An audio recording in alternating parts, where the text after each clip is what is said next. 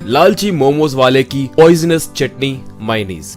विराजपुर नामक गांव में जित्तू नाम का एक व्यक्ति हुआ करता था। वो गांव के लोगों को मोमोज बेचते रहता था। वो बहुत बड़ा लालची था, स्वच्छता का पालन बिल्कुल नहीं करता था और ऊपर से घटिया क्वालिटी की मेयोनीज लाकर मोमोज पे डालते हुए लोगों को देते रहता था।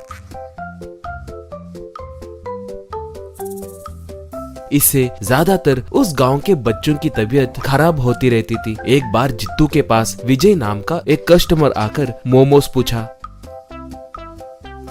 तब जित्तू के असिस्टेंट बिज्जू ने उसे मोमोज दिया। उसे खाकर विजय, भाई ये क्या, ये मायोनीज ऐसे क्यों है, ये कब की है, बास आ रही है तो सेहत के लिए कितना खतरा होगा जानते हो, कहा जित्तू। तब कौन है रे तू, अभी अभी गांव में आके मुझे सलाह दे रहा है। देखो अगर मुझे गुस्सा आया तो मैं तुम्हारी चमड़ी उझेड़ दूंगा, कहा विजय। तब देखो भाई, तुम चाहे कुछ भी सोच लो, ऐसे मोमोज और मायोनीज खाए तो जरूर हर किसी को हॉस्पिटल में भर्ती होना ही पड़ेगा, कहा जित्तू। तब बकवास मत करो। अगर तुम्हें मेरे मायोनीज पे उतना ही शक है तो इस गांव में के डॉक्टर मुकेश के पास जाकर दिखाओ, वो खुद मेरे रेंज के बारे में बताएंगे, कहा।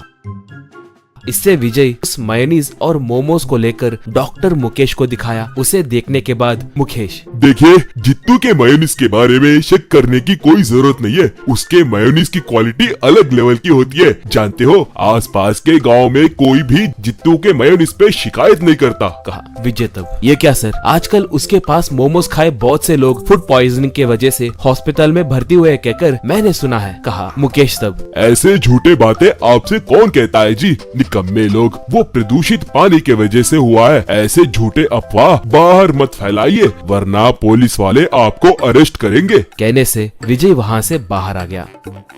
थोड़ी देर के बाद विजय अपने ऊपरी अधिकारी राजेंद्र से पूरी बात बताया। वो सब सुनने के बाद राजेंद्र, मतलब ये दोनों मिलकर कोई स्केच डाल रहे हैं। तुम एक काम करो, उन दोनों के मिलने वाली कोई जगह जरूर होगी, उस पे जरा नजर रखना, तब हम इन्हें जरूर पकड़ सकते हैं। कहते ही विजय मान गया। ऐसे विजय थोड़े दिन मुकेश का पीछा किया। एक बार मुकेश को बार को जाते हुए देखकर विजय उसका पीछा किया। बाद में मुकेश बार के अंदर जाकर वहां पर मौजूद जित्तू से मिला और जित्तू को थोड़े पैसे दिया। ये देखकर विजय तुरंत राजेंद्र को फोन करके बार को बुलाया। थोड़ी देर के बाद राजेंद्र और विजय दोनों मिलकर मुकेश वालों के बगल में उनसे छिपकर बैठ गए। थोड़ी देर के बाद मुकेश और जित्तू बहुत दारू पिए। अब जित्तू मुकेश से, क्या सर, आप दिन ब दिन पैसे कम कर रहे हैं, ऐसा ही चला तो कैसे। परसों 25 फूड पॉइजनिंग केस आए ना सर, उसमें आपको 5 लाख रुपए मिले हैं। मुझे आप सिर्फ 10,000 रुपए दे रहे। हम गरीब लोगों पे दया दिखाइए सर, हम दोनों पार्टनर्स हैं ना, कहा मुकेश। तब क्यों, तुमने मेरे अस्पताल में अपने आदमियों को रखा क्या, बराबर हिसाब बताओ, कहा जित्तू। तब आप भी ना सर, मैंने किस किस को घटिया मेयोनीज दिया है मुझे पता नहीं क्या, मेरे हिसाब मेरे होते हैं। वैसे भी अस्पताल में भर्ती हुए लोग एक हफ्ते के बाद मेरे पास आकर अस्पताल का बिल कितना हुआ मुझे हिसाब बताते हैं। ये साधारण बात है सर, कहा मुकेश। तब हाँ, मगर मेरे अस्पताल का भाड़ा और दूसरे खर्चे भी रहते हैं ना। अगली बार बढ़ाऊंगा, मगर इस बार थोड़ा संभल के मेयोनीज डालना।